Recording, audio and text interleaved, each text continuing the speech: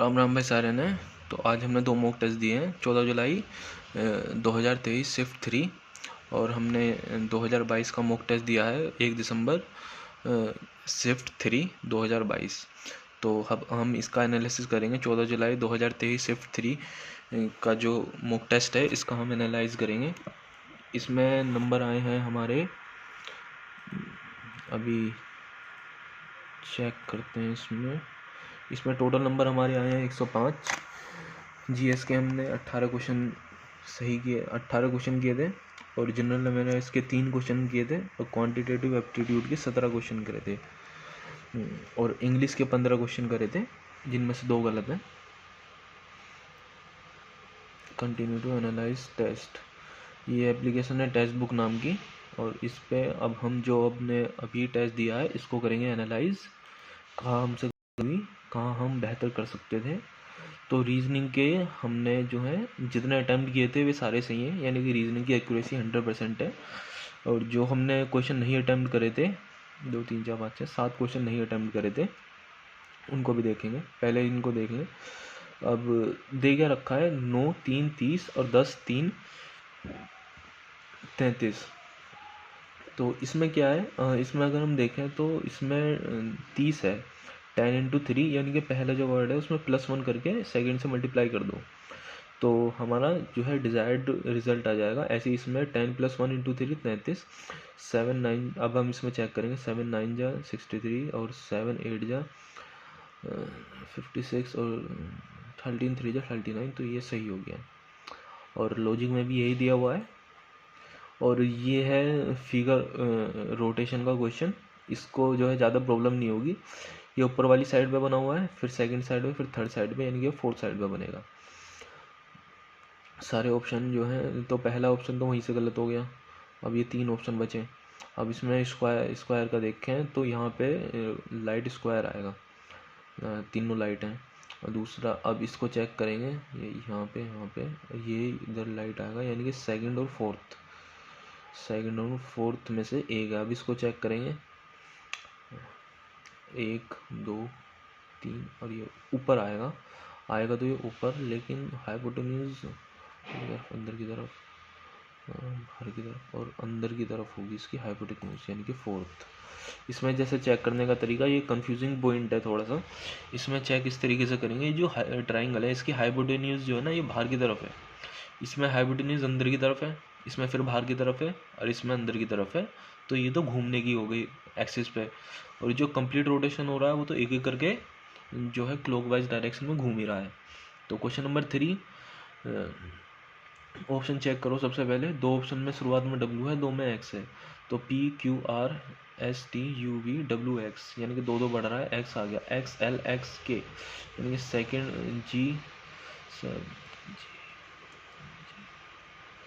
G7H8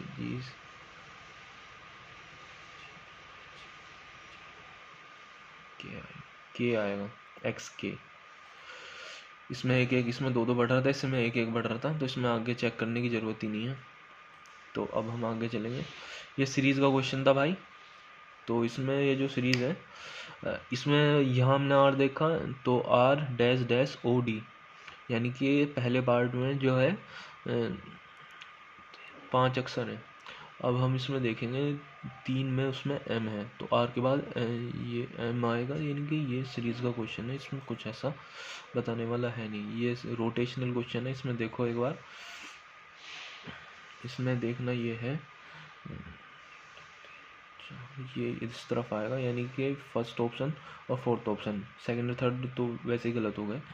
और इसमें triangle वैसे रोटेट नहीं हो रहा, लेकिन घूम रहा है, एक्सिस बदल रहा है, मतलब साइड बदल रहा है अपनी।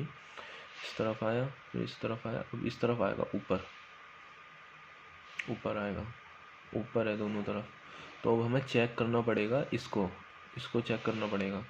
ये नीचे की तरफ है, इस तरफ है, इस तरफ है, तो अब इस तरफ आएगा, लेफ्ट हैंड साइड की तरफ। तो लेफ्ट हैंड साइड की तरफ ये वाला ऑप्शन है।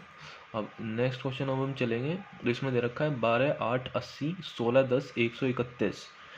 तो ये क्वेश्चन जब हमने दिया था तो तब भी इसमें नहीं हुआ था ये, तो इसको एक बार देखते हैं किस तरीके से ये होगा। 12 8 80 16 10 131,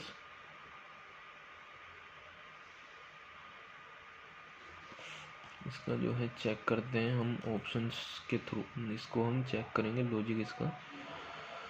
अच्छा, फर्स्ट नंबर का स्क्वायर माइनस सेकंड नंबर का क्यूब, यानी कि 144 माइनस नंबर का square minus second number divide by 2 का क्यूब।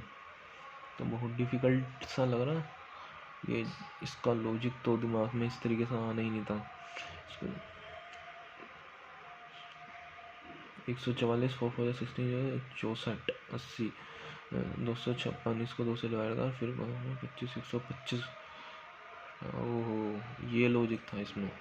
अगला चलेंगे, ये जो है इन्हें उसमें अरेंज करना है, डिक्शनरी के ऑर्डर में इनको अरेंज करना है। तो इसमें ऑप्शंस के थ्रू जाते हैं, कई बार कर चुके हैं इस क्वेश्चन को, अब टाइम वेस्ट नहीं करेंगे। एंकलेट, एंकल, ब्रेसलेट, यानी कि एंकलेट जो होता है, पायल जो होती है, उसको जो है पैर में पहनते हैं एंकल में, और ब्रेसलेट को कहाँ पहनेंगे, रिस्ट में, यानी कि हाथ में। और ये क्वेश्चन है हमारा 9th, और इसमें जो है 864 12 1372 14 2048। इसमें मैंने क्या करा था, इसका लॉजिक मुझे पता नहीं चला, तो इसमें मैंने क्या करा, डिवाइड करा। तो 864 12 से डिविजिबल है, 1372 14 से डिविजिबल है, तो 2048 इन चारों में से सिर्फ 16 से डिविजिबल था, तो मैंने ये लगाया था। अब इसका लॉजिक क्या चेक करते हैं एक बार। First number equals to second number का square minus second multiply second number divide 2। अच्छा, सेकेंड नंबर का स्क्वायर 144 की मल्टीप्लाई 6 से करेंगे, 144 की मल्टीप्लाई 6 से करेंगे। ठीक है, ये लॉजिक लगा था इसमें। अच्छा, इसमें 196 की मल्टीप्लाई 7 से करेंगे, और 256 की मल्टीप्लाई जो है 8 से करेंगे। अच्छा, तो ये चीज़ें ऐसा आएंगी। ये भी क्वेश्चन जो है, क्वेश्चन नंबर 10th जो है, ये मुझसे नहीं हुआ था जब मैंने अटैम्प्ट किया था।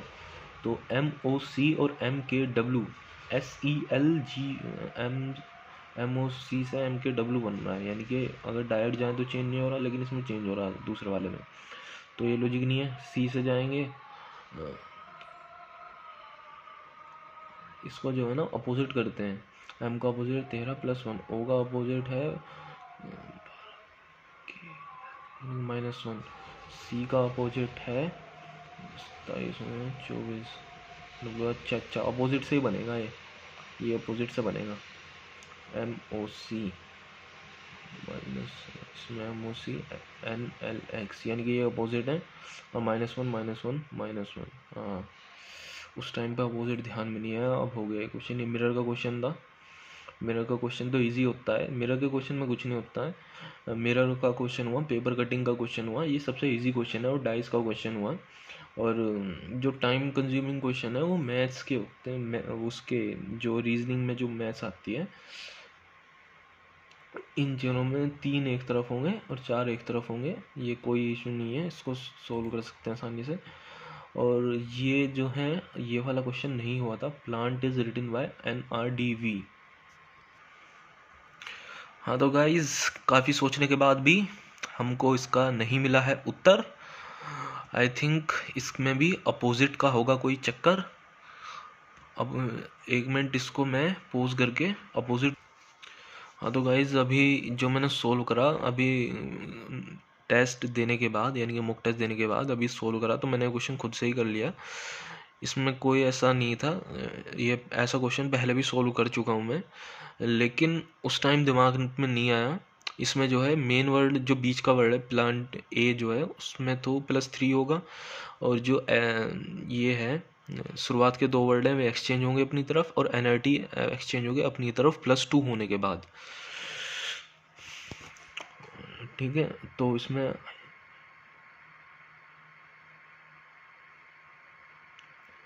L, तो इसका हमारा ऑप्शन जी।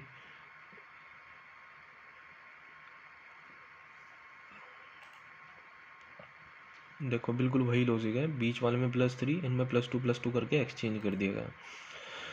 तो अब हम चलते हैं क्वेश्चन नंबर 14। फर्स्ट रो में 8 28 53, सेकेंड रो में 7 25 47, थर्ड रो में 3 43 और question mark. Operations should be on the whole number without breaking down the numbers into its constituent example। तो इसमें क्या लॉजिक फॉलो हो रहा है, उस लॉजिक के हिसाब से इसका लॉजिक बताना है। तो ये क्वेश्चन नहीं हुआ था मुझसे उस टाइम पे, तो इसको जो मैं है रीज़न इसका मैं चेक करूँगा। First number into 3+1, 24 + 1 = 28।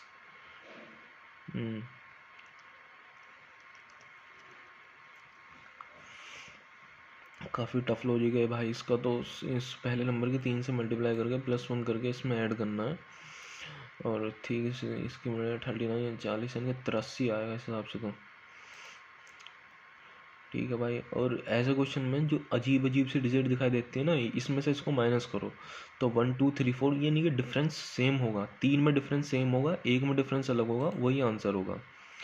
अब ये देखो लॉजिक में 1 रिवर्स में यानी कि 4 3 2 1 4 3 2 1 सब में यही है, लेकिन सेकंड वाले में 4 1 2 3 ये है इसका। और ये एक क्वेश्चन था, ये नहीं हुआ था मुझसे, कोडिंग डिकोडिंग का क्वेश्चन था। ZEAL is coded at 9476 and LEAM is coded as 8694। What is the code for M? I think इसमें Z में अगर सर जाए तो 26, और वैसे करूँ तो 1, और यानी कि इसका जो है प्रिडिक्ट कर पाना पॉसिबल नहीं है। तो इसको चेक करते हैं। The code for each letter is shown ZEAL clearly 8 is the code for M for the given alternate method।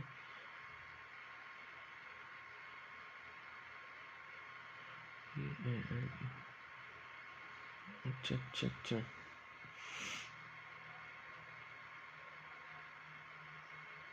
अच्छा अच्छा अच्छा, इसमें इस तरीके से सोचना था। इसमें जो ZEAL और LAM यानी कि इसमें 3 वर्ड सेम है, EAL और EAL। तो इसमें जो 3 डिजिट सेम है ना, उनको हटाओ, 946 और 946, और जेड का कोड होगा 7946। How is M coded as? तो M जेड का कोड तो हो गया 7 और M का कोड हो गया 8। तो इस तरीके से निकल जाएगा। ये भी सीरीज़ का क्वेश्चन है, सीरीज़ के 2 क्वेश्चन आ गए इसमें। ये क्वेश्चन में थोड़े से टाइम कंज्यूमिंग होते हैं, इसमें 1.5 मिनट का समय लगा था मुझे क्वेश्चन को सोल्व करने में। इसमें भी 1.5 मिनट का समय लगाया और क्वेश्चन सोल्व नहीं हुआ। वाओ। और इसको भी जो है लॉजिक होगा इसका कुछ ना कुछ। आई थिंक इसका डबल करके जो है माइनस करो,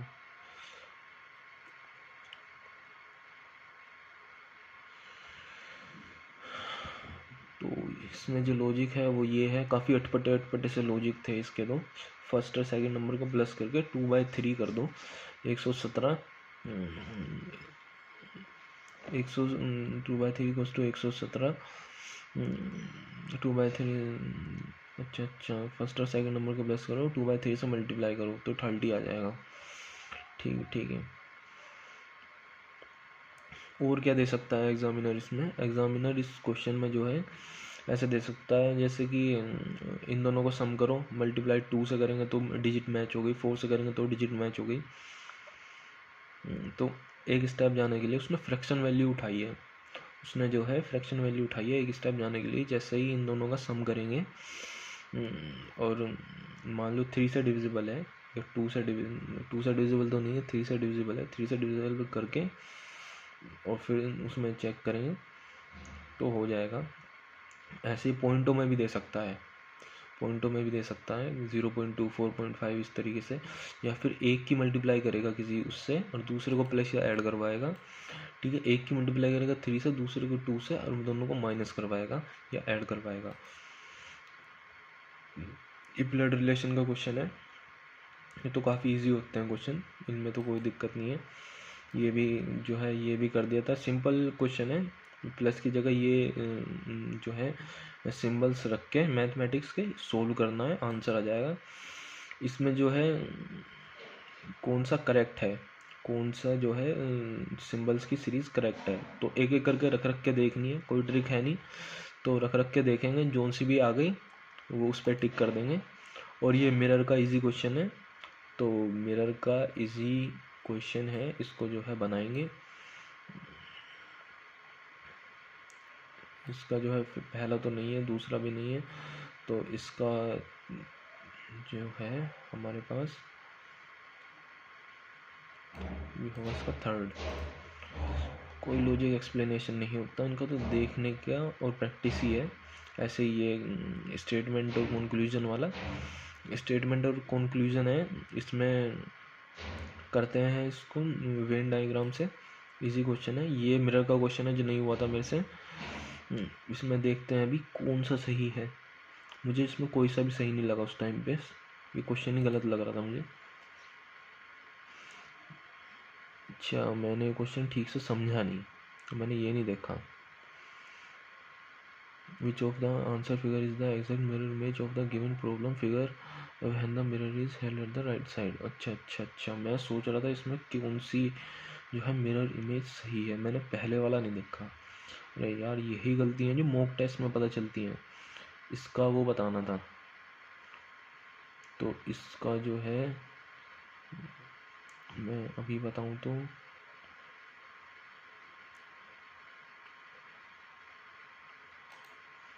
पहले वाला ही है। ये भी बहुत इजी डाइस का क्वेश्चन है, उसमें काउंटिंग देते थे, इसमें कलर्स दे दिए हैं, इसमें भी कोई जो है टाइम वेस्ट करने की ऐसी ज़रूरत नहीं है।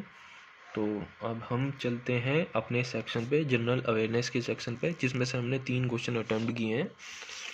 यानी कि सबसे बेकार जो सेक्शन है, सबसे वीकेस्ट सेक्शन है हमारा जीएस। तो जीएस का पहला क्वेश्चन है जिसमें पूछ रहा है Ambubachi Mela is held in which of the temple of north east India. Ambubachi Mela, fair, ये ब्रैकेट में लिखा है फेयर, फेयर यानी कि होता है मेला, AMBUBACHI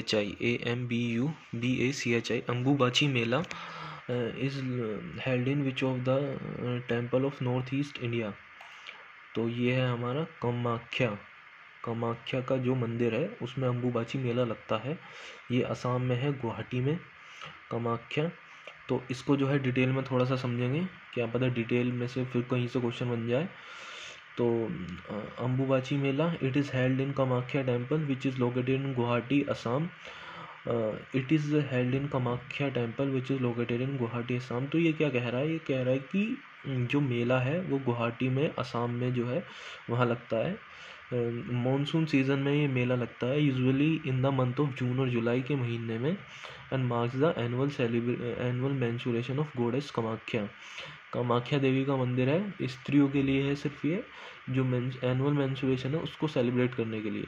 during the fair the temple remains close for 3 days। Temple जो है 3 दिन के लिए बंद रहता है। Devotees are not allowed to worship the deity. और जो श्रद्धालु होते हैं वो उन देवी को जो है उस समय पर पूजा नहीं करते। After 3 days the temple is Rio, 3 दिन के बाद टेम्पल खुलता है। डिवोटीज फिर पेयर जो है वो ब्लेसिंग लेते हैं। The fair attracts a large number of devotees from all over India and abroad, and it is considered one of the most important festival in north east India का काफ़ी famous festival है ये कामाख्या मंदिर में जो मेला लगता है, अंबुबाची मेला। और इसके अलावा एडिशनल इन्फॉर्मेशन है, दक्षिणेश्वर काली टेम्पल जो लोकेटेड है कोलकाता वेस्ट बंगाल में, and is famous for its association with Shri Ramakrishna Paramahamsa, association with the Sri Bhubaneswar temple. It is located in Odisha and is dedicated to the goddess Bhubaneswari. Bilaswar temple, it is located in West Bengal and is dedicated to Lord Shiva. 3 temple के बारे में और दिया हुआ है जो options में दिए हुए थे। दक्षिणेश्वर काली मंदिर, दक्षिणेश्वर काली मंदिर जो वेस्ट बंगाल में है कोलकाता में, famous for association with Shri Ramakrishna Paramahamsa. ये रामकृष्ण परमहंस से इनका एसोसिएशन है।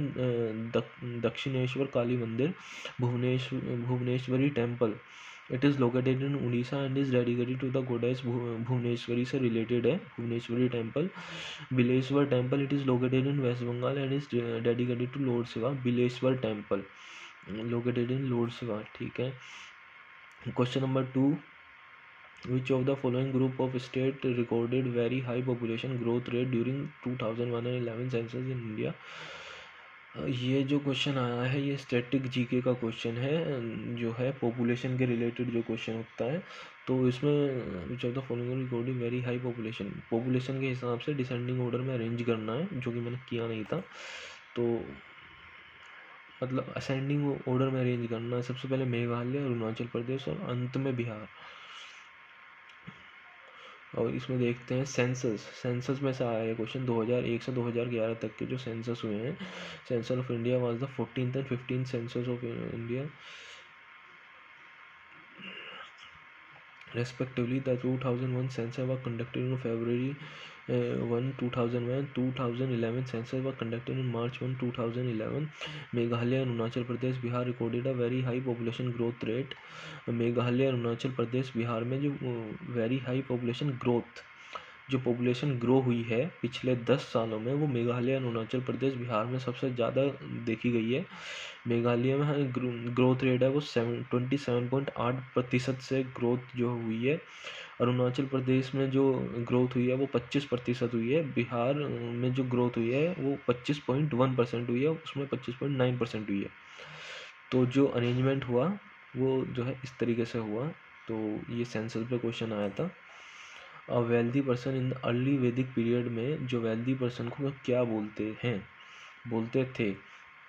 The wealthy person in the early Vedic period was also known as, ये है GOR गौमत। इसको हिंदी में एक बार चेक करता हूँ मैं। गोमत, यह है गोमत। जो धनी व्यक्ति होता था इंडस वैली सिविलाइजेशन में, उसको गोमत बोलते थे। अब गोमत के बारे में जानेंगे, बचे हुए जो 3 ऑप्शन है इनके बारे में जानेंगे। Gomat, a wealthy person in the Vedic early civilization was also known as Gomat. Gomat was अ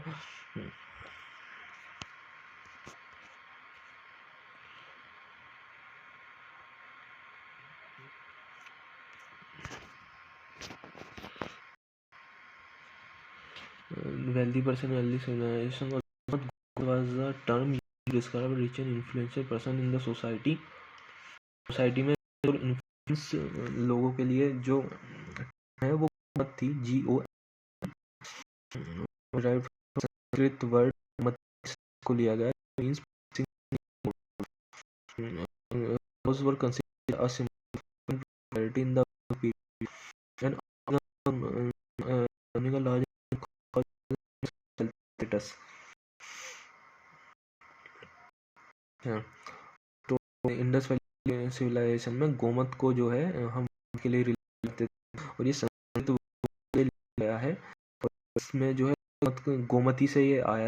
गोमती जो रखने में पास जितनी ज़्यादा गायें होती थी वो उतना ज़्यादा धनी माना जाता था। ठीक है, अब हम जो अदर ऑप्शंस दिए गए हैं उनके बारे में देखते हैं। Duhitri, DUHI Duhitri, it is a term use to describe a daughter in the, एक किसी डॉटर को डिफाइन करने दुहित्री शब्द। और Gavnesha is a term found in Vedic text में यह टर्म मिली है। और Ravi is a Sanskrit word that means son. Ravi जो है बोलते हैं संस्कृत में। Also known name of a Vedic deity, Vedic में एक देवता का नाम है। Characterised by the development of Vedic religion which was based on Vedas, collection of ancient Hindu inscriptions. ठीक है, तो हो गया ये क्वेश्चन भी explain. Wealthy person in the early Vedic period was also known as Gomat. अगला क्वेश्चन है हमारा, India has been ranked dash in the medical tourism index MTI for 2020-21 out of the 46 destination by the medical tourism association. ये question current का होगा, जरूर current का जो है क्वेश्चन होगा। लेकिन इस समय ये तो पता चलेगा कि मेडिकल टूरिज्म इंडेक्स जैसी कोई चीज़ होती है और इसके रिलेटेड क्वेश्चन बन सकता है। Medical tourism index for 20-21 out of 46 destination of medical tourism associations. तो ये है 10th पोजीशन में इंडिया आया था। तो अब हम इसकी थोड़ी सी डिटेल जानेंगे। It is a biannual, I think साल में 2 बार। It is a biannual ranking of the, इसको हिंदी में करता हूँ, अमेरिका में धारणों के आधार पर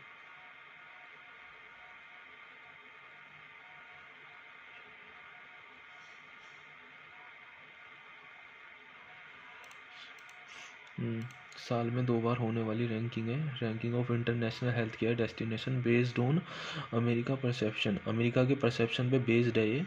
it is based on America के परसेप्शन पे बेस है, साल में 2 बार होती है। It is developed by the international health care research centre IHRC and is based on survey of over 2000 Americans. It is developed by the International Healthcare Research Center and based on survey of over 2000 Americans. The MTI ranks countries on a scale of 1 to 100. ये 1 से लेके 100 तक rank करते हैं with a higher score indicating a more attractive medical tourism destination. Higher score को जो है medical tourism destination को मार्क करते हैं 1 से 100 तक के बीच में। India has been rank 10th in medical tourism index for 2021 out of 46 destination of medical tourism association. The following are the reason why India is ranked 10. कुछ रीजंस है। India offers world class medical facilities and highly skilled doctors at affordable prices. Affordable prices पे world class facilities मिलती हैं। The country has a well developed health care infrastructure with advance technology and modern equipment. Health care जो infrastructure है वो well developed है, advance technology के साथ बना हुआ है। India is also known for its traditional and alternative forms of medicine such as Ayurveda, yoga and naturopathy. India को जो है अल्टरनेटिव फॉर्म्स ऑफ मेडिसिन जैसे आयुर्वेद, योग, नेचुरोपैथी के उसमें जाना जाता है। The government has also taken initiatives to promote medical tourism. Government ने जो है इनिशिएटिव्स लिए हैं जो मेडिकल टूरिज्म को प्रमोट करने के लिए in the country by easing visa rules, providing incentives to medical tourist. Government ने जो है मेडिकल फैसिलिटीज़ करने के लिए, मेडिकल टूरिज्म को बढ़ाने के लिए वीज़ा के रूल्स को जो है उनमें चेंजिंग की है। एडिशनल इन्फॉर्मेशन ये है कि if India was rank 15 it will still be a decent ranking consider the number of destination on the list. 15 यानी कि ऑथर कह रहा है कि अगर 15 भी होता तो भी डिसेंट रैंकिंग थी। If India was rank 20 it will be lower ranking and may indicate the country needs to improve the medical tourism facilities and service. अगर रैंक 20 होती तो समझते कि लोअर रैंक है और कंट्री को जो है इम्प्रूव करने की ज़रूरत है। If India was ranked 5th it will be higher ranking. अगर 5th रैंक होती तो हाई रैंक होती and would indicate that the country is a top destination for medical tourism. तो हम इसको टॉप मानते। हालांकि अब भी बहुत अच्छी परफॉर्मेंस है। We have appreciate our country for this. अब हमारा क्वेश्चन नंबर 5 ये है the JPFU Japfu range which is 3114 meters high किस स्टेट में लोकेटेड है। तो इसमें दिक्कत क्या होती है जीएस के क्वेश्चन में। अब जफू रेंज पे क्वेश्चन आया और उसकी हाइट पता चल गई। आधों को यही नहीं पता कि जफू रेंज नाम की कोई चीज़ होती भी है। पहली बार क्वेश्चन में देखी है द जफू रेंज। अब यहाँ से इसकी हाइट याद कर लो 3014 meter high, 3014 meter high and is located in which किस स्टेट में ये लोकेटेड है। तो देखते हैं इसका आंसर। ये है नागालैंड में located. Japfu range is located in Nagaland. Japfu range है जो भाई क्यों इम्पोर्टेंट है ये, इसमें क्या ख़ास बात है तो जानेंगे। It is located in Nagaland which is one of the north east state है इंडिया का। नागालैंड नॉर्थ ईस्ट स्टेट है। The range is situated near the town of Kohima. Kohima town के पास ये रेंज है which is the capital of Nagaland की capital Kohima. तो यहाँ से इसकी कैपिटल भी याद कर लो भाई। नागालैंड की कैपिटल है कोहिमा। यहीं याद करते चलो भाई, ऐसा नहीं कि मैं बाद में स्टेट का कैपिटल पढ़ूंगा वहाँ याद करूँगा। नागालैंड की कैपिटल है कोहिमा और जाफू रेंज की जो है मीटर रेंज है 3114 मीटर हाई। हाईएस्ट पॉइंट है Japfu peak is the highest peak in the range. उस रेंज की जाफू पीक जो है वो हाईएस्ट रेंज है and it offers a breathtaking view of the surrounding valleys and hills. वहाँ से बहुत ही अच्छा व्यू आता है वहाँ से सराउंडिंग वैलीज और हिल्स का। The range is also known for its rich biodiversity and is home to many rare and endangered species of plants and animals. ये इसकी जो बायोडाइवर्सिटी है जाफू रेंज की वो बहुत रिच है और वहाँ पे जो जितने भी रेयर और एंडेंजर्ड स्पीसीज़ है प्लांट्स की, एनिमल्स की, वो वहाँ पे पाए जाते हैं। तो एक तो इम्पोर्टेंस इसकी ये हो गई है ना। और वहाँ ये सबसे ऊंची पीक है। यहाँ से अगर व्यू देखें तो बहुत खूबसूरत आएगा। कोहिमा के पास लोकेटेड है जो नागालैंड की कैपिटल है। वैसे ये नागालैंड में आती है और उसके बाद एडिशनल इन्फॉर्मेशन में हम जैसे Assam is a neighbouring country of Nagaland located towards the west and it is known for tea plantation, wildlife sanctuaries and historical sites. तो ये अपना असम के बारे में जान लो भाई कुछ। असम जो है नागालैंड का पड़ोसी है ना। और ये टी प्लांटेशन चाय पत्ती उगाने के लिए जाना जाता है, और यहाँ पे वाइल्ड लाइफ सेंचुरीज हैं और हिस्टोरिकल साइट्स हैं। और अरुणाचल प्रदेश को समझ लो अनदर नेबरिंग, ये दूसरा इसका नेबर है, located towards the east. It is known for its scenic beauty and diverse culture and adventure activities like trekking and rafting. अच्छा, यहाँ पर राफ्टिंग की जाती है और ट्रैकिंग की जाती है। सीन बहुत खूबसूरत व्यू है अरुणाचल प्रदेश का, डाइवर्स कल्चर है यहाँ का, ट्रैकिंग राफ्टिंग ये सारी चीज़ होती है। Meghalaya is a state locating towards the south of Nagaland. Meghalaya Nagaland के साउथ में। It is known for it's beautiful waterfalls and caves. Meghalaya जो हमने खूबसूरत वाटरफॉल्स और केव्स के लिए जाना जाता है। मेघालय अपने जो है वाटरफॉल्स के लिए जाना जाता है और केव्स के लिए। Question number 6. Who among the following performing artists bagged the Best Actress Award for Meena Gurjari in 1975? ये पूछ रहा है कि भाई, ये हमसे पूछ रहा है कि who among the following performing artist, इनमें से कौन सा परफॉर्मिंग आर्टिस्ट है जो best actress awards for Meena गुजरी इन 1970, किससे मीना गुजरी के लिए 1975 में बेस्ट एक्टर का अवार्ड मिला था। एक बार हिंदी में कर रहा हूँ मैं इसे। लेकिन इनमें से किस कलाकार ने 1975 में मीना गुजरी के लिए सर्वश्रेष्ठ अभिनेत्री का पुरस्कार जीता था। यानी कि मीना गुजरी किसी कोई फिल्म होगी, उसके लिए सर्वश्रेष्ठ अभिनेत्री का खिताब किसने जीता था। ये है मल्लिका साराभाई। ये करंट का क्वेश्चन होगा जरूर, कोई न्यूज़ होगी, न्यूज़ आएगी। सोनल मानसिंह, अब जान लो सोनल मानसिंह जो है तो वेल नोन क्लासिकल डांसर है, कोरियोग्राफर है। She is known for honoured for various awards including Padma Vibhushan the second highest. Shovana Narayan is another popular Indian classical dancer and choreographer. She has been awarded the Padma Shri and the Sangeet Natak Akademi Award. संगीत classical dancer है सोवाना Narayan. Sitara Devi is legendary Kathak dancer and actresses. She is also recipient of several awards including Padma Shri and Sangeet Natak Akademi Award. Gujarati ये भी फोक dancer रह चुकी है। Legendary Gujarati folk dancer based on the Meena Patil. Gujari is a Gujarati movie based on Meena Patil. Legendary Gujarati folk dancer she backed the best for Meena Gujari जो several according contribution performing arts में काफ़ी award जीत चुकी हैं। Question number 7, Urmila Satyanarayanan is an exponent of which classical dance form. इनमें से किस dance से रिलेटेड है उर्मिला सत्यनारायणन। तो ये हिंदी में एक बार इसको चेक करो। उर्मिला सत्यनारायणन किस भारतीय शास्त्रीय नृत्य मूल की प्रतिपादक हैं। Urmila Satyanarayanan Bharatanatyam. Urmila Satyanarayanan is related to Bharatanatyam, ठीक है ना। She is an exponent of Bharatanatyam which is classical dance for originating in Tamil Nadu India. Tamil Nadu के में जो है भरतनाट्यम ओरिजिनेट हुआ था। और उर्मिला सत्यनारायणन वहाँ की जो है उर्मिला सत्यनारायण जो है भरतनाट्यम डांस किया करती थी। Bharatanatyam is a major dance classical dance form that originated in Tamil Nadu. It is one of the 8 Indian classical dance form. समझिए ये क्लासिकल डांस फॉर्म है भरतनाट्यम जो तमिल में बनाता है। 8 में से जो 8 क्लासिकल डांस फॉर्म है उनमें से एक है Bharatanatyam. Is highly expressive dance form that combines graceful movements, intricate footwork and expressive gestures. Kathak, Manipuri and Sattriya. अब हम जान लेंगे इसी के साथ 3 डांस फॉर्म के बारे में वो जान लेंगे। जैसे भरतनाट्यम में हमने जान लिया ये तमिलनाडु में ऐसे रिलेट करता है। कथक जो है वो नॉर्थ इंडिया का डांस है। Kathak it is another Indian classical dance that originated in northern India and is known for its fast footwork and graceful movements. Manipuri ये मणिपुर का है। It is a classical dance form from Manipur, a north eastern state of India that is characterised by its gentle and fluid movements.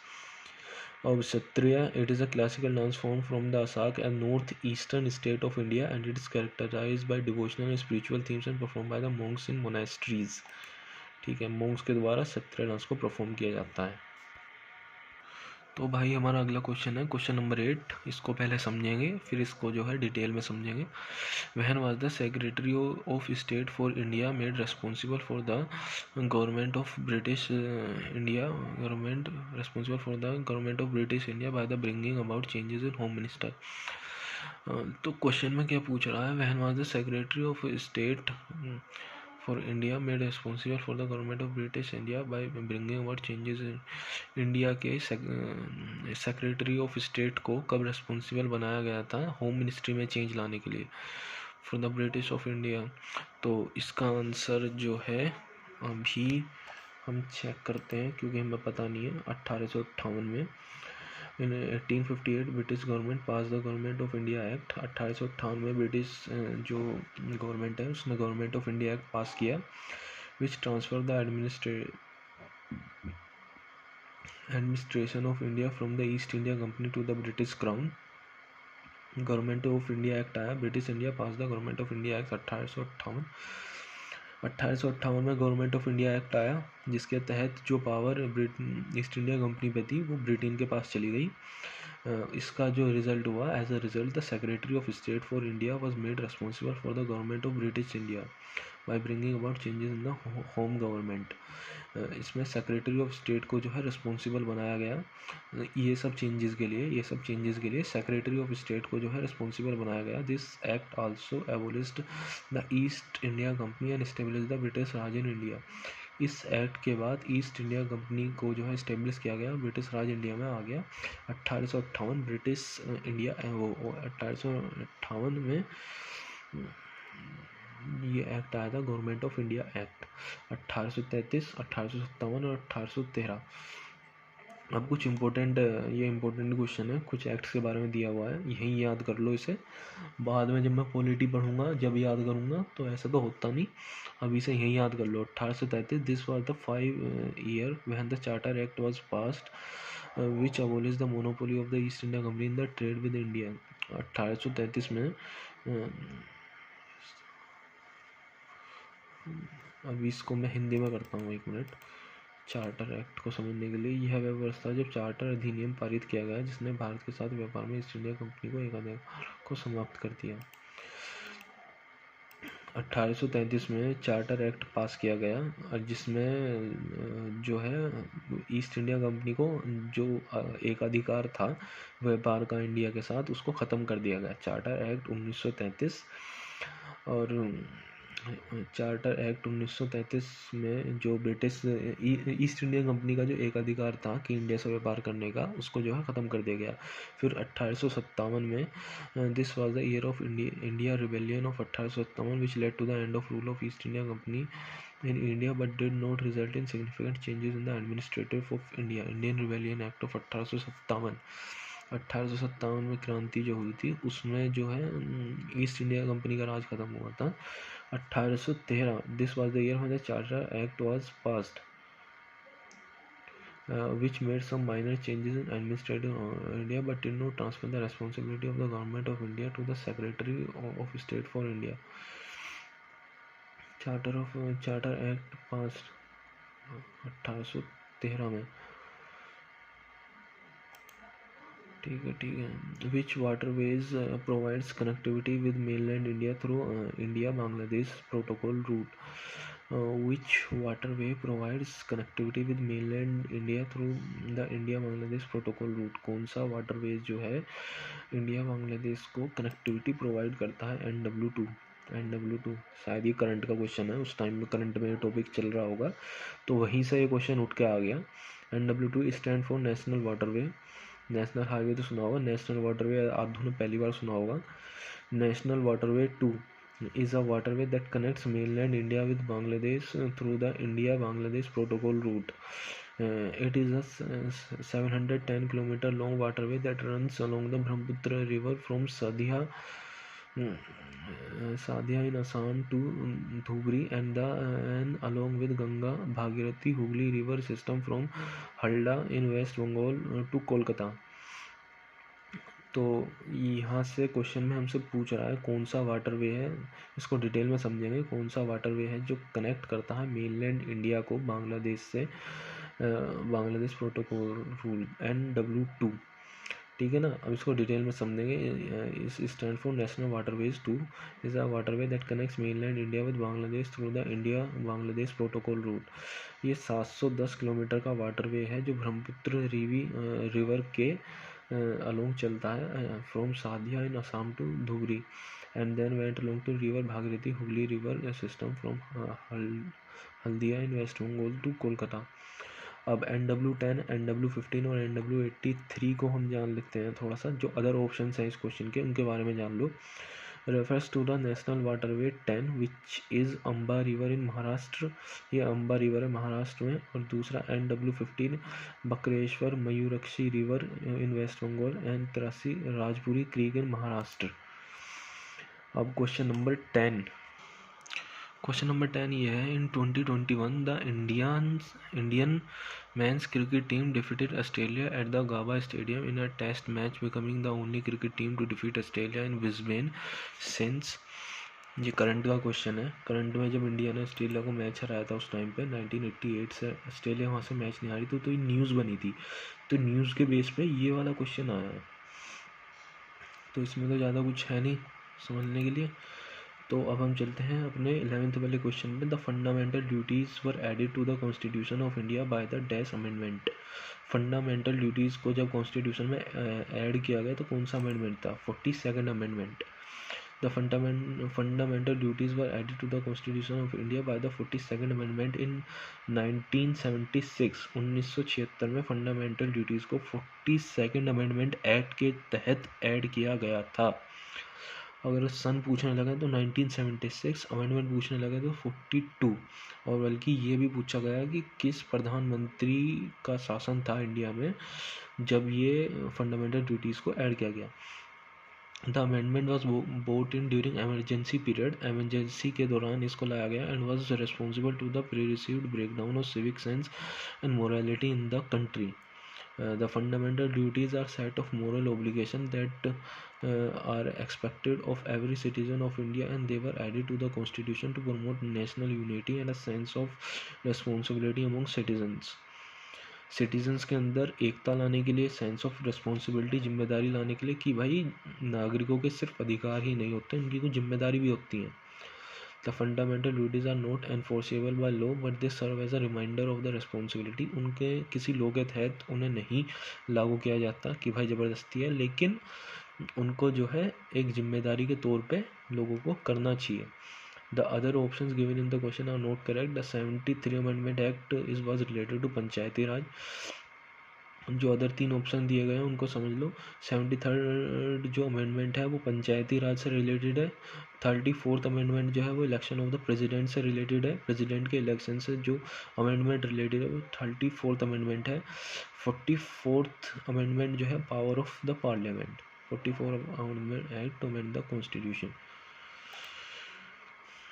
और question number 12 जो है dash announce the bifurcation bifurcation of the British India Empire into a secular state, India and Islamic Pakistan। Announced the bifurcation of British India Empire into secular India and bifurcation। इसमें से किसने जो है announce किया था? Lord Louis Mountbatten. Lord Louis Mountbatten ने bifurcate 2 हिस्सों में बांटा था ब्रिटिश इंडिया एम्पायर को, सेकुलर इंडिया में, इस्लामिक पाकिस्तान में 3 June 1957। The plan was known as the Mountbatten plan on 3 June plan. The main aim of the plan was to address the demand for a separate Muslim state in India. Separate Muslim state India की जो demand हो रही थी उसको address करने के लिए ये प्लान माउंटबेटन द्वारा लाया गया था। The Indian Muslim league led by Mohammad Ali Jinnah. The plan proposed by the creation of 2 independent domination of India and Pakistan, which would be their own constitution and government, but would remain within the British Commonwealth। Lord Ripon served as a viceroy of India from 1880 to 1884। अब जो other जो Lord Dalhousie दिए गए हैं उनके बारे में समझो। Were also British officer who served as a viceroy during the British Raj but did not announce the bifurcation of British empire. Lord Ripon 1880 से 1884 and introduce various reforms including the local self government act which provided the establishment of viceroy. Lord Ripon और Lord Dalhousie viceroy of India 1848 से 1856 was known for his policy of annexation of several princely states in India. Lord Curzon served as a viceroy of India from 1899 to 1905 and was known for his administrative reforms. ये अपने administrative reforms के लिए जाना जाता है Lord Curzon, including the partition of Bengal in 1905। 1905 में partition जो बंगाल हुआ था वो इसी ने करा था, which was later revoked due to protest, which was later revoked due to process. Which of the following cells are found in the liver of mammals के लिवर में कौन सी सेल्स पाई जाती हैं। जो मैमल्स का जो रिवर होता है उनमें कौन सी सेल पाई जाती है, और आपका जो है ऑप्शन कुप्फर सेल, KUPFFER, कुप्फर सेल जो है वो लीवर में मैमल्स के पाई जाती है।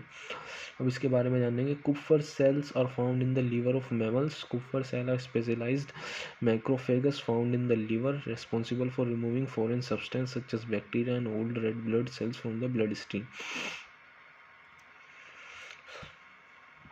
इसका आंसर है Kupffer cell found in liver of mammals. Kupffer cell जो है स्पेशलाइज्ड मैक्रोफेगस, ये जो है ना कुप्फर सेल्स का जो है ये स्पेशलाइज्ड मैक्रोफेगस है जो लीवर में पाया जाता है, responsible for removing foreign substance, ये बैक्टीरिया को रिमूव करने के लिए। और रेड ब्लड सेल, जो पुरानी रेड ब्लड सेल है ना, ओल्ड रेड ब्लड सेल, उनको रिमूव करने के लिए काम आता है। Foreign bacteria substances and old red blood cell को रिमूव करने के लिए ये काम आता है। अब जो ऑप्शंस में अदर ऑप्शन दिए गए हैं उनके बारे में समझेंगे थोड़ा। Purkinje cells are a type of neuron found in cerebellum of the brain, यानी कि ब्रेन में ये सेल पाई जाती है। कैरिबेलम, ये Purkinje cell are a type of neuron found in cerebellum of the brain involve in controlling movement and coordination. जो movement और coordination control करता है वो सेल जो है न्यूरॉन में पाई जाती है ब्रेन में। Microglial cell are immune cell found in central nervous system, ये सेंट्रल नर्वस सिस्टम में पाई जाती है, responsible for maintaining brain health की मेंटेन करने के लिए एंड रेस्पॉन्डिंग टू इंजरी और इन्फेक्शन पे यही रेस्पॉन्ड करती है माइक्रोजिलल सेल। पुरकांजी सेल भी ब्रेन में पाई जाती है, माइक्रोजिलाल भी ब्रेन में पाई जाती है। और sensory cell are specialised cells found in sense organ, नाम से पता चल रहा है सेंसरी यानी कि सेंस ऑर्गन में पाई जाती है। Eyes, ears, nose, detecting stimulant, transmitting signal to the brain. अब question number 14, who is the first law officer of India. India का पहला लॉ ऑफिसर कौन था? तो इसका आंसर मुझे पता नहीं है तो मैं चेक कर रहा हूँ। Attorney general of India. Who is the first law officer of India? Attorney general of India. The first law officer of India is the Attorney General of India. Attorney General of India is the chief legal advisor to the Government of India and represents the Government of India in all legal matters. ये attorney general of India जो होता है ये पहला chief legal adviser था government of India का, and represent the government of India all legal matters. जितने भी लीगल मैटर्स थे उनमें ये इंडिया को रिप्रेजेंट करता था। Attorney general of India, chief legal adviser, first law officer, attorney general of India. Advocate general of state, advocate other options हैं उनको चेक करते हैं। Chief justice of India, minister of law. Advocate general of state, the advocate general is the chief legal adviser to the state government and represent the state in all legal, ये state का होता है, state का chief legal adviser होता है advocate general of state. Chief justice of India, तो ये तो स्टेट आ रहा था, इसमें तो पहले ही सोच लेना चाहिए था कि ये तो इंडिया का नहीं हो सकता, स्टेट का है ये एक। Chief justice of India, the chief justice of India is the head of the judiciary, ये जुडिशरी का हेड होता है chief justice of India and is responsible for administration of justice in the country. ये judiciary का head होता है chief justice of India और ये एडमिनिस्ट्रेशन ऑफ जस्टिस के लिए रिस्पॉन्सिबल होता है। Minister of law, the minister of law is a political position and is responsible for the formulation of laws and policies related to the legal system in India. ये minister of law जो है, the minister of law is political, ये political position है जो जिम्मेदार होती है laws और पॉलिसीज़ बनाने के लिए। अब हम चलेंगे क्वेश्चन नंबर 15 पे। The Shailendra king who founded their empire in South East Asia in the 8th century AD were the followers of, वे किसको मानने वाले थे? बुद्धिज़्म को, जैनिज्म को, हिंदुइज्म को, सैविज्म को। The Shailendra king who founded the empire of South East Asia in the 8th century AD, South East Asia का जिन्होंने एम्पायर बनाया वो किसके मानने वाले थे? बुद्धिज़्म को मानने वाले थे। The Shailendra Kings who founded their empire in Southeast Asia in the 8th century AD were the followers of, ये थे बुद्धिज्म के फॉलोअर। अब इसको जानेंगे थोड़ा सा। जिसने भी शैलेंद्र किंग्स का नाम पहली बार सुना है वो जान लो। The Shailendra kings were followers of Mahayana Buddhism. They were known for their patronage of Buddhist art and architecture, including the construction of famous Barbuda temple in Java. वे जो बुद्धिज़्म के मानने वाले थे और वो बुद्धिज़्म का जो है प्रचार करते थे, उनके मंदिर बनवाते थे। जावा में उन्होंने फेमस बोरोबुदर मंदिर बनवाया। अगर बोरोबुदर मंदिर किससे रिलेटेड है पूछे तो बुद्धिज़्म से, और बोरोबुदर मंदिर किसने बनवाया तो शैलेंद्र किंग्स ने बनवाया। Shailendra empire was based in Java and spread to other part of Southeast Asia, including Sumatra, Bali and part of modern day Malaysia and Thailand. The Salian dynasty declined in 9th century में ये ख़त्म हुई, but their influence on Southeast Asia culture and religion continued. लेकिन उनका जो influence था, cultural influence, वो continue रहा। Saivism, Jainism and Hinduism were also present in South East Asia during this time. Saivism, Jainism, Hinduism were also present in South East Asia में Saivism, Jainism and Hinduism भी present थे उस time पे, but they did not have the same level of influence. लेकिन उनका influence इतना नहीं था जितना बुद्धिज्म का इन्फ्लुएंस था। Saivism is a sect of Hinduism that worship the Lord Shiva and emphasizes asceticism and meditation. जो सेवाइज्म है वो जो है लॉर्ड शिव से एसोसिएटेड है, जो एसेस्टिसिज्म, योगी होते हैं और मेडिटेशन करते हैं। Jainism is the religion that originated in India, emphasises non violence, asceticism and the pursuit of spiritual liberation. तो Hinduism is a diverse religion, have many different sect and tradition, but is generally pursuit of dharma, righteousness, karma and moksha. Which vitamin D analog is used to treat hypoparathyroidism, refractory rickets, and familial hypophosphatemia? Which vitamin D analog is used to treat hypophytidism, refractory rickets, and familial hypophosphatemia? कौन सा vitamin D का analogue है जो use to treat जो हाइपोडेरिया, refractory rickets and familial hypophosphataemia को सही करने में यूज होता है? वो है ergocalciferol, ARGOCALCI, ergocalciferol, retinol ergocalciferol. Ergocalciferol also known as vitamin D2. Agroceferol is also known as vitamin D2. It is used to treat hyperthyroidism, refractory rickets, and familial hypophosphatemia because it helps the body absorb calcium and phosphorus, which are essential for bone health. यानी कि ये calcium और phosphorus को absorb करने में काम आता है विटामिन D2। अब एडिशनल इन्फॉर्मेशन लेंगे। Tactical is a vitamin D analogue which is primarily used to treat phosphorosis and other skin disorders. Tacaltical, TACALCITL, Tacaltical is a vitamin D analog which is primarily used to treat psoriasis and other skin disorder. ठीक है, ये भी vitamin D का वो था। और tocopherol is a form of vitamin E. Tocopherol जो है विटामिन ई का वो था जो हेल्दी स्किन एंड आइज के लिए, स्ट्रेंथनिंग द इम्यून सिस्टम को स्ट्रेंथ करने के लिए काम आता है। Retinol is a form of vitamin A which is important for maintaining healthy vision skin. Retinol is a vitamin A. इनमें से कौन सा रोग का प्रकार नहीं है? Which is not the type of रोग? ट्रेस रोग, इसका आंसर है ट्रेस रोग। क्योंकि इग्नस रोग का टाइप है, मेटामॉर्फिक रोग का टाइप है, सेमेंटरी रोग का टाइप है। अब इसको जानेंगे अच्छे से। Trace rock is not a type of rock. This term does not exist in the field of geology. अच्छा, ये टर्म ही एग्जिस्ट नहीं करती जियोलॉजी में, therefore statement 2 is incorrect. The 3 main type of rocks are igneous rocks, metamorphic rock and sedimentary rocks. ये 3 तरीके की rocks होते हैं, igneous rock, metamorphic rock, sedimentary rock. Igneous rocks are formed from cooled and solidified लावा और magma. Igneous rock बनती है cooled और सोल्डिफाइड लावा और मैग्मा से। Metamorphic rocks are formed from existing rock that has been altered by heat, pressure और chemical reactions. Metamorphic rock जो है, existing rock जो होती है, जब उसमें हीट प्रेशर पड़ता है और केमिकल रिएक्शंस उसमें होती हैं तो मेटामॉर्फिक रॉक्स बनती है। Sedimentary rocks are formed by accumulation of sediments. Sedimentary rocks बनती है सेडिमेंट्स के एक्यूमुलेशन, जब बहुत सारे सेडिमेंट्स इकट्ठे हो जाएंगे तो सेडिमेंट्री रॉक बन जाएगी।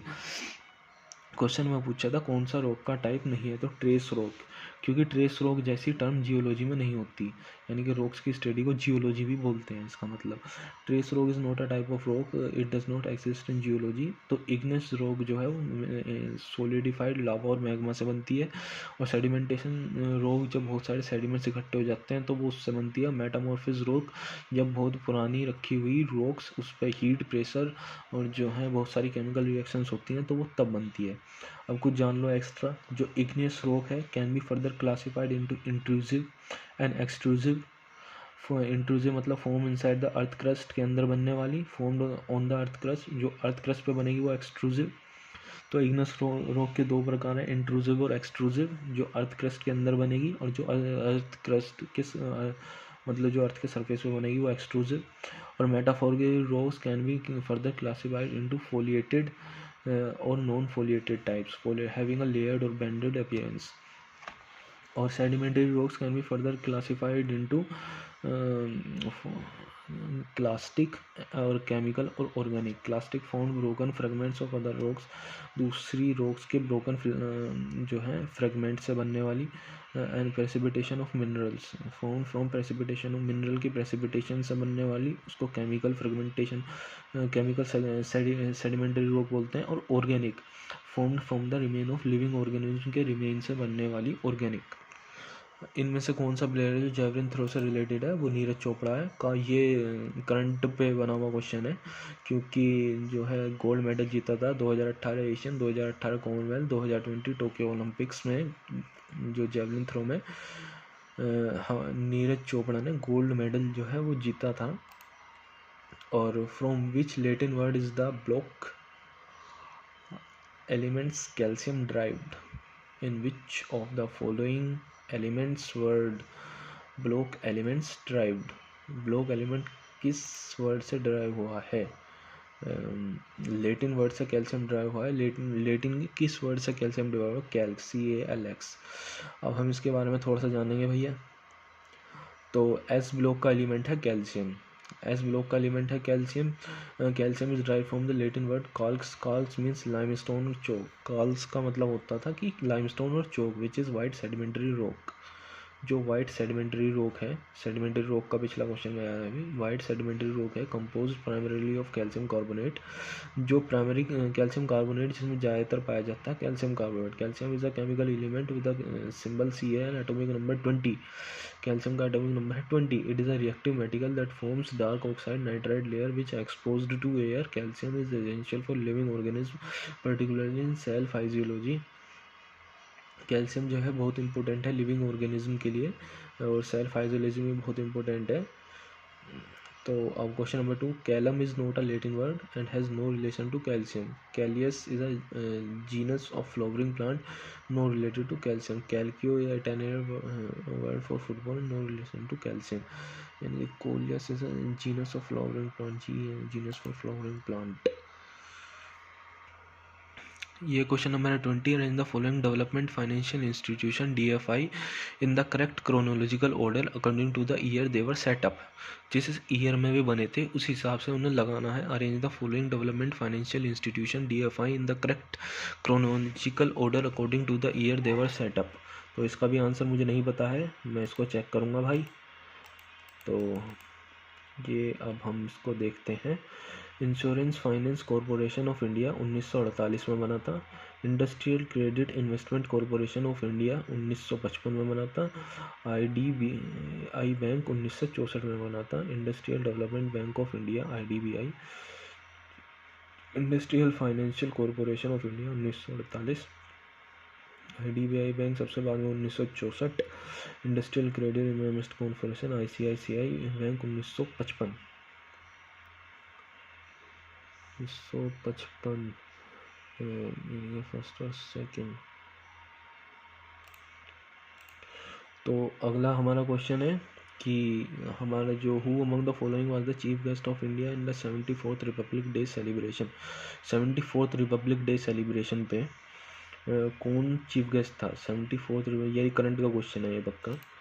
ये है Abdel Fattah al Sisi, Abdel Fattah al Sisi the chief guest of India 74th republic celebration was. अब यानी कि जो सेलिब्रेशन हुआ है उसके रिलेटेड भी क्वेश्चन आ जाते हैं। is the president of Egypt. He was invited as a special guest to strengthen the bilateral ties. उनको बुलाया गया था ताकि जो है हमारे संबंध जो हैं अच्छे हों between India and Egypt. This was his first visit to India since he took office in 2014 के बाद वो उसका फर्स्ट विजिट था। During the visit several agreement were signed between two countries in the areas of defence trade और culture के बीच में काफ़ी एग्रीमेंट साइन हुए। Additional information, French president of France, president of South Africa, republic day celebration. अच्छा ये और के नाम दिए गए हैं। Question number 22, which of the following sitar player were awarded the Bharat Ratna किसे मिला था 1999 में? जो सितार प्लेयर था, किस सितार प्लेयर को 1999 में भारत रत्न मिला था? किस सितार प्लेयर को 1999 में भारत रत्न मिला था? तो इसका आंसर है पंडित रविशंकर। मुझे इसका आंसर नहीं पता था तो मैं याद कर रहा हूँ। Pandit Ravi Shankar was awarded the Bharat Ratna 1995 sitar player. दो क्वेश्चन बन गए यहाँ से। पंडित रविशंकर किस इंस्ट्रूमेंट के मतलब खिलाड़ी हैं? पंडित रविशंकर सितार के प्लेयर हैं। And was awarded the Bharat Ratna, उन्हें कौन भारत रत्न किस ईयर में मिला था? 1999। सर्वोच्च जो है अवार्ड कौन सा मिला था? भारत रत्न 1999। पंडित भीम औरों के बारे में जान लेते हैं। Pandit Bhimsen Joshi option was also renowned musician and vocalist who was awarded the Bharat Ratna. इन्हें 2008 में भारत रत्न मिला था पंडित भीमसेन जोशी को, who is renowned musician and vocalist. Hariprasad Chaurasia option 3 is a well known flautist who has been awarded several prestigious award including the Padma Bhushan and Padma Vibhushan. Hariprasad Chaurasia जो है flute बजाते थे, he is well known flute Hariprasad Chaurasia. इन्हें भी पद्म भूषण पद्म विभूषण मिल चुका है। और Bhupen Hazarika option 4 is singer lyricist and film maker who was awarded the Padma Bhushan and Padma Vibhushan for his contribution to arts. इनको भी पद्म भूषण पद्म विभूषण मिल चुका है भूपेन हजारिका को। तो अब मुद्रा is a financial institution setup by government of India for the development and refinancing of micro unit enterprises. The full form of मुद्रा, यानी कि गवर्नमेंट ने एक स्कीम लॉन्च की है मुद्रा, जिसका हमें जो है ये बताना है micro unit development and refinance agency. इसका मैंने तुक्का मारा था। Micro Unit Development and Refinance Agency. It is a financial institution that is a way set up by the government of India to provide financial assistance. मतलब जो छोटे enterprises हैं उनको फाइनेंशियल हेल्प पहुँचाने के लिए गवर्नमेंट ने एक स्कीम लॉन्च की थी मुद्रा नाम की, तो जिसमें गवर्नमेंट 10 लाख तक का लोन देती थी। कैटेगरी शिशु किशोर तरुण इस तरीके से करके। और the first para Olympic game was held in which year? 1960। पहला पैरा ओलंपिक गेम किस ईयर में हुआ था? 1960 में पहला पैरा ओलंपिक गेम हुआ था। The first para Olympic game was held in the year 1960। The first game were held in Rome Italy and were called the 9th annual international stroke Maldives games. ठीक है, अब इसके बारे में जानेंगे। The event was organised by sir Ludwig गुटोन।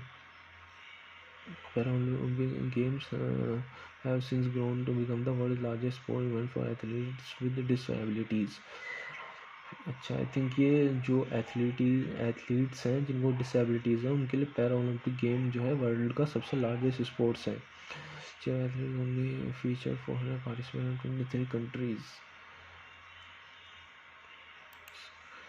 और अगला question है the suitability of post tensioning good for. The suitability of post tensioning food, इसको एक बार मैं हिंदी में चेक कर लूँ। तनाव के बाद की उपयोगिता के लिए अच्छी होती है।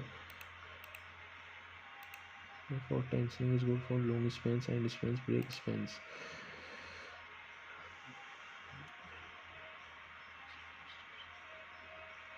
Long spans. The suitability of post-tensioning is good for post-tensioning is a construction technique that involves the use of high-strength steel strands or cables to reinforce concrete structure. The suitability requirement of construction span. This is because of high-strength steel cables can provide necessary tensile strength. ठीक है ना, end spans, break spans, edge spans. ये थोड़ा सा जो है ना long इसका एक्सप्लेनेशन होगा, तो इसको ध्यान से समझना. Post tensioning is a construction technique. ये कंस्ट्रक्शन की टेक्निक है post tensioning that involves the use of high strength steel cable. Steel के केबल चाहिए इसमें, high strength standard cables to reinforce concrete structures. The suitability of post tensioning depends on various factors such as span, length, design requirement and construction constants. Post tensioning allows for longer spans. Post tensioning जो है वो longer Spence के लिए है. To be achieve without the need of intermediate support. This is because the high strength steel cables can provide necessary tensile strength. ये इसलिए है क्योंकि हाई स्ट्रेंथ स्टील केबल्स जो हैं टेंसाइल स्ट्रेंथ प्रोवाइड कर सकते हैं the weight of the structure and any applied loads. Longer spans can result in more open and flexible interior space which can be beneficial for certain building types such as sports arenas, exhibitions halls and airports. Cost savings. The use of post-tensioning can improve the durability and resilience of concrete structures, and the cables can prevent cracking and deformation to temperature changes, shrinkage, and other factors. And spans refers to the section of a structure that are adjacent to support, such as a column or wall. Post-tensioning can be used to end spans, but it may be as necessary as for long spans.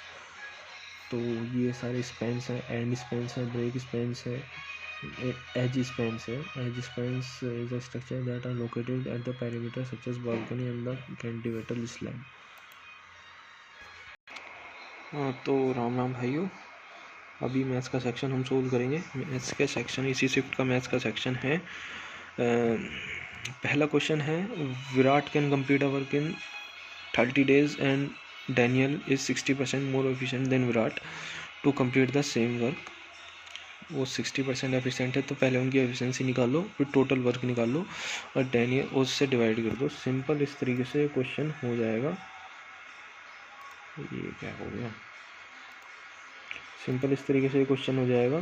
जैसे कि efficiency निकलेगी 8:5. It is inversely related to time. The ratio of efficiency is equals to ratio of time. तो ये हो गया यहाँ पे. अभी अगले क्वेश्चन पे चलेंगे. तो एवरेज 36 नंबर का एवरेज 45 है. Later it is found that 84 was misread. 84 की जगह 48 हमने ऐड करा था, तो 48 को माइनस करके 84 को ऐड करेंगे एवरेज में से. फिर से 36 से डिवाइड करेंगे, जो आंसर आएगा वही आंसर होगा. अब साइन 23 और इक्वल्स टू a/b. तो एक काम करेंगे, 67 साइन 67 को 23 में बना लेंगे, तो एक कोस 23 बन जाएगा और ये अपोजिट आएगा और दोनों को सोल्व कर लेंगे. अब बचा क्वेश्चन. अब हम आए हैं क्वेश्चन नंबर 4 में. In an election between 3 candidates Arjun Bhaskar and Sarai contested for a post. Arjun got 50% more vote than Sarai and Sarai got 2% less vote than Bhaskar. The difference between the vote of Bhaskar and Sarai is 1296. What is the half of the difference between the vote of Arjun and Bhaskar. Arjun और भास्कर के जो vote के बीच का difference है उसकी half value क्या है. एक इलेक्शन है विद 3 कैंडिडेट के बीच में, Arjun Bhaskar and Saral contested for a post. Arjun got 50% votes more than Saral and Saral gots 2% votes less than Bhaskar. The difference between the votes of Bhaskar and Sarai is 1296. What is the half of the difference between the votes of Arjun and Bhaskar. तो ये वाला question है, इसे solve करने में मुझे 10 minute लगे अभी. तो in an election between 3 candidate Arjun और Bhaskar, Saral contested for a post. Arjun got 50% of votes more than Saral and Saral gots 20% votes less than Bhaskar. The difference between the votes of Bhaskar and Saral is 1296. What is the half of the difference between the votes of Arjun and Bhaskar. तो इसमें जो है according to the question के अनुसार 50% votes Arjun को, 50% votes सरल से ज़्यादा मिली हैं. तो हमने क्या करा, 50% की फ्रैक्शन वैल्यू 1/2, तो अर्जुन को मिली है 3 वोट और सरल को मिली है 2 वोट। दूसरे केस में सरल को जो है 2% वोट बी से मिली है, तो हमने उसी चीज़ को एडजस्ट नहीं करा, हमने क्या करा, उधर 50 और इधर 49, क्योंकि 50% की 2% की वैल्यू 1/50 होती है, तो भास्कर को मिल गई 50 और सरल को मिल गई 49, और इन तीनों को बराबर कर लिया और according to the question solve कर लिया क्वेश्चन। तो अब नेक्स्ट क्वेश्चन पे चलते हैं। ये एक इक्वेशन दी हुई है, ये बहुत ही नॉर्मल इक्वेशन है, तो इसमें मैं टाइम वेस्ट नहीं करूँगा, ये सोल्व हो जाएगी। और in an office a typing work can be finish एक टाइपिंग वर्क है जिसे मोनिका 6 घंटे में, अनीता 8 घंटे में, मंजू 5 घंटे में सोल्व करती है। How much time will they take if they work together. अगर सब एक साथ काम करेंगे तो कितने में वो काम हो जाएगा। तो ये भी सिंपल क्वेश्चन है, ये एक सिंपल क्वेश्चन है, कौन सा इनमें से गलत है। तो tangent is a line touching any one point of the circle, ये भी सही है।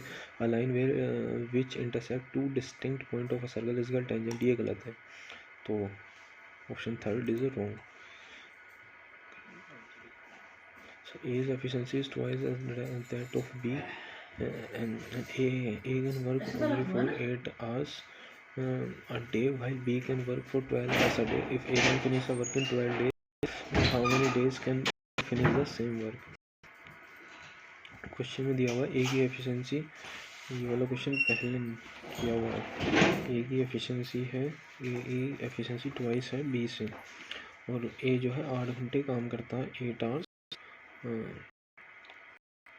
आवर्स काम करके, और 2 की एफिशिएंसी के साथ वो 12 दिन में काम पूरा कर देता है। बी की एफिशिएंसी 1 है, 1 की एफिशिएंसी के साथ बी कितने दिनों में, और बी जो है 12 घंटे काम करता है, तो 16 दिनों में काम पूरा हो जाएगा। और question number 9, two friends P and Q simultaneously start running from the same point around the circular track, they run in the same direction, P runs at 6 metre per second, Q runs at b metre per second, if the cross which are exactly 2 points of the circular triangle, b is a natural number less than 6, then how many value of b can take. Question number 9, two friends P and Q simultaneously start running from same point around a circular track.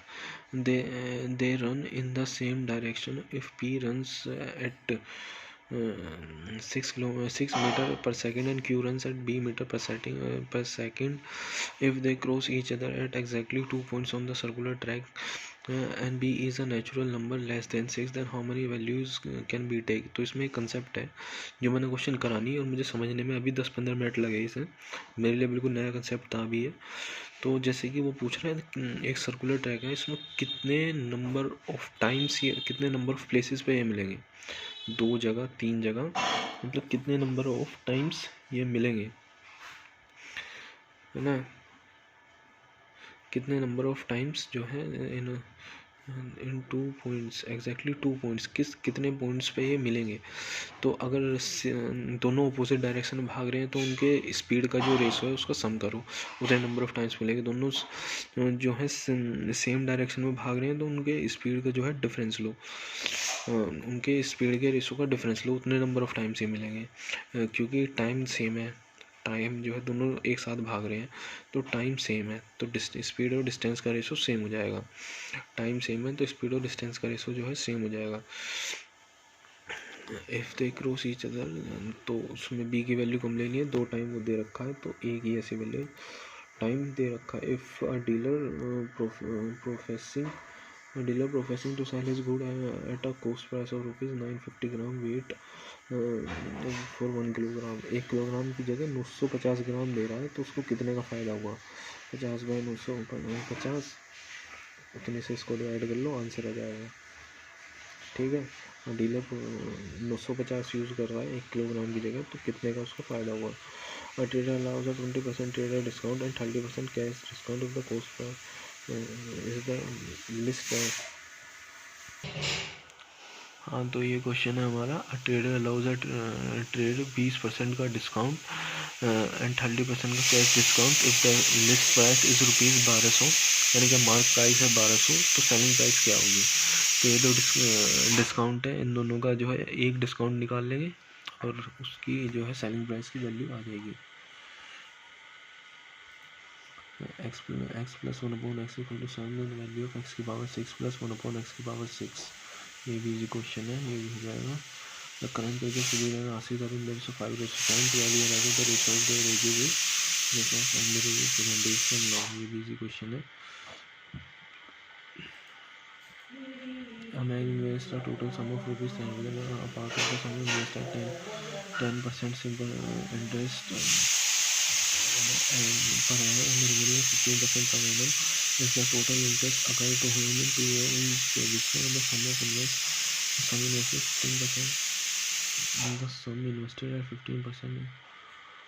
10,000 का एक इंसान ने 10,000 का amount था, उसके 2 हिस्से करे, एक को 10% ब्याज पे लगाया, एक को 15% ब्याज पे लगाया. टोटल जो अमाउंट था वो 2400 था. तो 15% उस पर कितना वो उसने दिया, 15% पे उसने कितना वो दिया. फिर इसको एलिगेशन से कर सकते हैं. वैसे इसको देखते हैं एलिगेशन से क्या हुआ. एलिगेशन से हाँ एलिगेशन से हो जाएगा. ठीक है, तो इजी क्वेश्चन था. अब क्वेश्चन हुआ A B is the diameter of a circle, centre O P is a point of angle A O P is equal to 95.